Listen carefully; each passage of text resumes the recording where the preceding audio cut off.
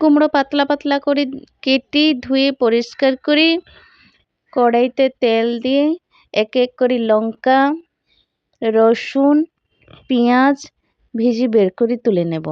আবার সেই কড়াইতেই দিয়ে দেব একটুখানি কালো জিরে, তারপরে দিয়ে দেব কেটে রাখা কুমড়ো।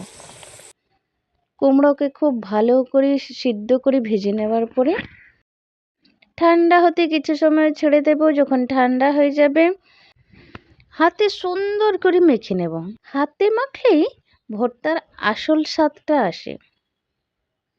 তারপরে দেব একটুখানি কাঁচা সরিষার তেল, উপরে ছড়িয়ে দেব অল্পখানি লেবুর রস।